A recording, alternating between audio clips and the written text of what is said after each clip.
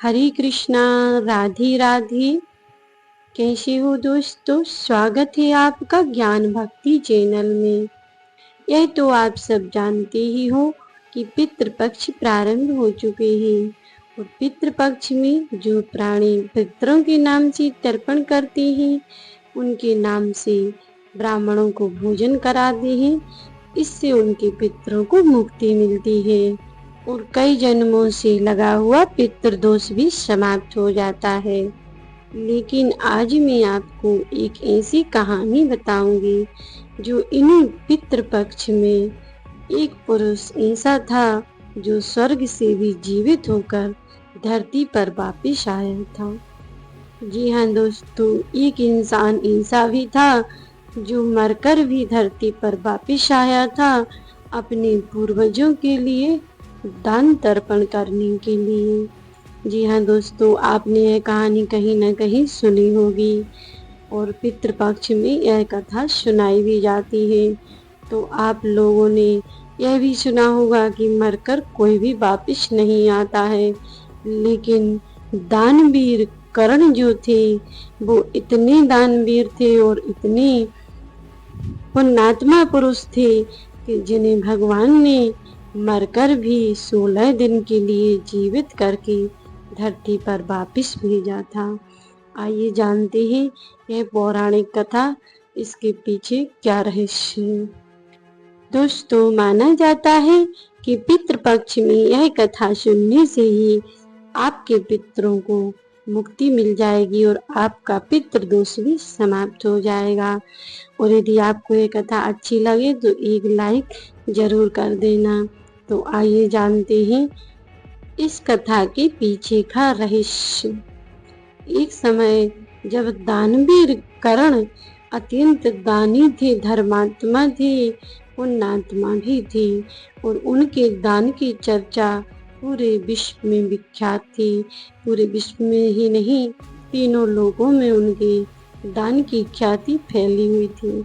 उनके द्वार से कभी कोई वापिस नहीं जाता था। माना जाता है कि वह 1000 सोने की मुद्राएं रोज दान में दिया करते थे, लेकिन वह सिर्फ सोने चांदी के आभूषण ही दान करते थे। उन्होंने कभी अन्न दान नहीं किया था और ना ही पितृपक्ष में कभी अपने पूर्वजों के निमित्त दान किया था, तर्पण किया था और ना ही कभी किसी ब्राह्मणों को भोजन कराया था। जिसके चलते उनके मरने के बाद जब वह स्वर्ग लोक में पहुंचे तो इंद्र आदि देवताओं ने उनके लिए स्वर्ण और चांदी के आभूषण खाने को दे दिए।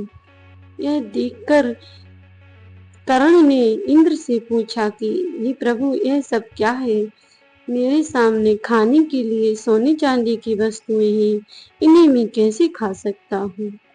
तब इंद्र ने कहा कि तुमने जो दान किया है वही तो मैं तुम्हें दे रहा हूँ। यह हमारे यहाँ की रिवाज है कि जिसको जो दान में देता है वही उसको मरणोपरांत वापिस मिलता है। तब दानवीर कर्ण ने कहा कि प्रभु, मुझे तो यह ज्ञात नहीं था। तब इंद्र ने पुनः कहा कि तुमने ना तो कभी ब्राह्मण भोज किया है, ना पितरों के नाम से कभी ब्राह्मणों को भोजन कराया है और ना ही कभी अन्न दान किया है। सिर्फ स्वर्ण और चांदी तुमने जो दान किए हैं वही तुम्हारे सामने आके रखे गए हैं। तब कर्ण ने पुनः कहा कि प्रभु, मुझे नहीं मालूम था कि मरने के बाद क्या मिलता है, इसलिए मुझे माफ कर दो और मुझे एक मौका दो ताकि मैं अन्नदान कर सकूं और अपने पितरों के लिए भी भोज तर्पण कर सकूं। ऐसा कहकर उन्होंने इंद्रदेव से जब प्रार्थना की तो उन्हें भगवान विष्णु के आदेश अनुसार पुनः धरती पर वापिस भेजा गया था। जो 16 दिन के पितृपक्ष लगते हैं, इन्हीं पितृपक्ष में कर्ण धरती पर वापिस आए थे और अपने पितरों के निमित्त उन्होंने तर्पण और अन्न भोज कराया था। दानवीर कर्ण जब धरती पर आ गए तो उन्होंने इतना दान किया, इतने ब्राह्मणों को भोजन कराया कि जिसकी कोई सीमा नहीं। वह हर प्रतिदिन सैकड़ों हजारों ब्राह्मणों को भोजन कराते थे। पितरों के नाम उन्होंने जितना बन सका उतना दान तर्पण किया। वे नित्य प्रति ब्राह्मणों को बुलाते और उन्हें भोजन करवाते थे। वैसे लगातार 16 दिनों तक उन्होंने कई प्रकार के ब्राह्मण भोज कराए और यज्ञ आदि धर्म भी किए। और जब उन्होंने अपना दान धर्म पूर्ण रूप से संपूर्ण कर चुके तो वह पुनः भगवान के पास वापिस चले गए। तो दोस्तों, जो पितृ पक्ष में ब्राह्मणों को भोजन करवाते हैं, अन्न का दान करते हैं, पितरों को तर्पण करते हैं, उनके लिए स्वर्ग में दान करते हैं, वही मिलता है।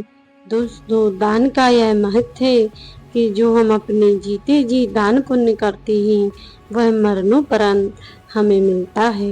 इसीलिए दानों में सर्वश्रेष्ठ अन्नदान बताया गया है और इसीलिए पितृपक्ष में अन्न का दान किया जाता है पितरों के नाम से, जिससे न सिर्फ पितरों को मुक्ति मिलती है बल्कि हमारे पितृ दोष भी समाप्त हो जाते हैं और मरणोपरांत हमारे लिए भी वह दान किया हुआ अन्न सामने आ जाता है। तो दोस्तों, आपको यह कथा कैसी लगी कमेंट करके जरूर बताइए। दानवीर कर्ण जो थे वह भगवान सूर्य के पुत्र थे और माता कुंती के पुत्र थे, जो पांडवों के सगे भाई थे। लेकिन कुंती ने उन्हें पैदा होते हुए ही जल में बहा दिया था। लेकिन क्यों बहा दिया था और उनका जन्म कैसे हुआ था, यह कथा मैं आपको नेक्स्ट वीडियो में सुनाऊंगी, क्योंकि यह वीडियो ज़्यादा लंबा हो जाएगा। तो दोस्तों, आपको यह कथा कैसी लगी कमेंट करके ज़रूर बताइएगा और यदि वीडियो अच्छी लगी हो तो लाइक करके चैनल को सब्सक्राइब कर लेना और जो भी मेरे चैनल पर नए हो वह बेल आइकन को ऑन कर देना, ताकि मैं ऐसी रोचक और धार्मिक कहानियाँ लेकर आती हूँ तो सबसे पहले नोटिफिकेशन आपको मिले। तो बने रहिए हमारे साथ ऐसी ही रोचक और धार्मिक कहानियों के लिए। तो मिलते हैं नेक्स्ट वीडियो में, तब तक के लिए जय श्री कृष्णा, राधे राधे।